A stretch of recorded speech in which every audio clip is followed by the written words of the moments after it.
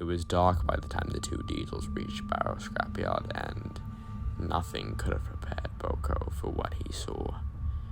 The rusted remains of steam engines were everywhere. Men with gas torches were cutting them up, and the few that were still alive were either screaming or silent. BoCo was shaking violently. "The law says you have to sedate an engine before you scrap them," Diesel told him. "The bastard who calls the shots here gets the workers to not use the sedative, and he's damn good at covering it up. Wants the steamies to feel pain.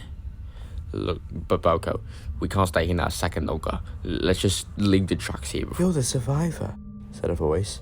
The two diesels looked to the long line of scrap engines and saw a small tank engine painted in purple and gold with only a small amount of rust on her.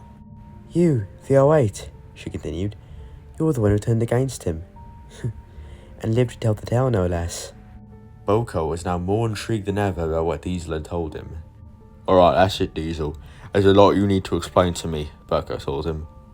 "Who is the murdering Diesel?" Diesel took a long, deep breath. "He's known as Diesel 10.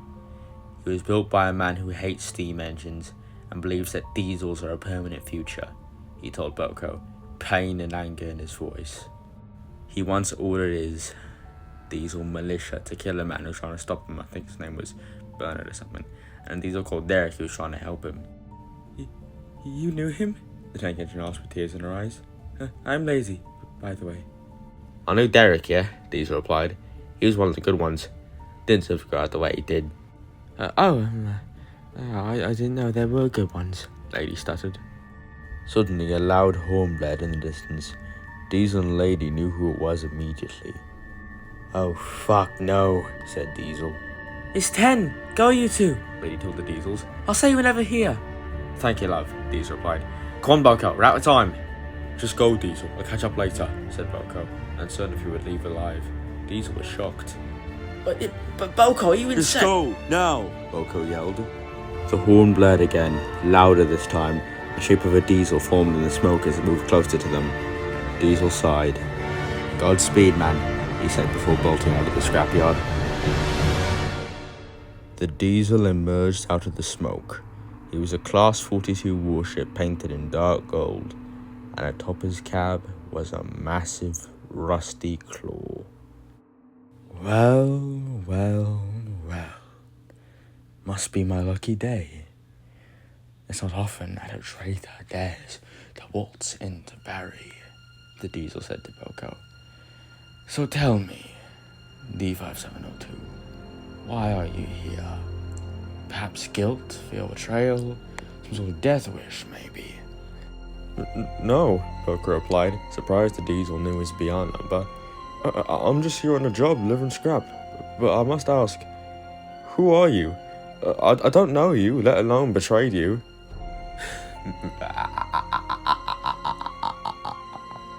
The diesel laughed.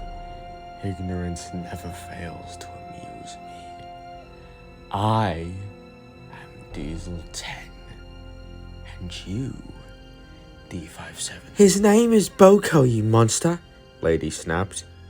Diesel 10, now with an enraged look on his face, lowered his claw, picked up one of BoCo's trucks, crushed it into pieces, and threw it down on an engine's remains before returning his attention to him.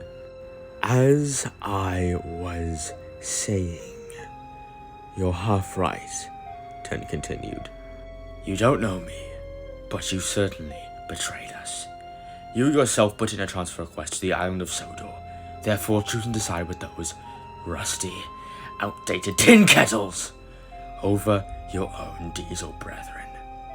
Traitors to our cause, BoCo, are not welcome here under any circumstance. Those that do come here are immediately put down."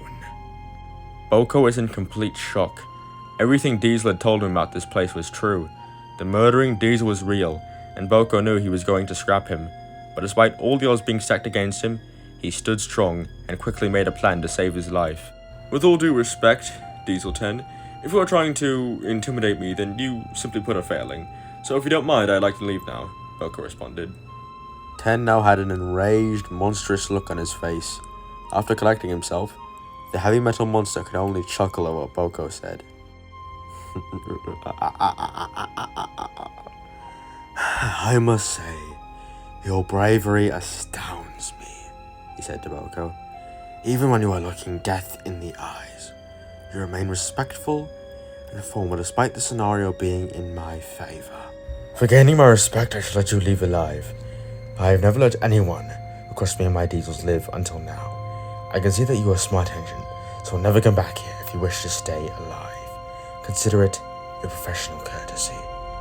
As for you, turning his attention to Lady, I don't know why he's kept you alive all these years, but it ends tonight. You shall be scrapped at precisely midnight. Preparations will begin immediately. Enjoy your final hours alive, lady. I certainly will. And so the murdering diesel retreated back into the smoke, whilst cackling insanely like a madman.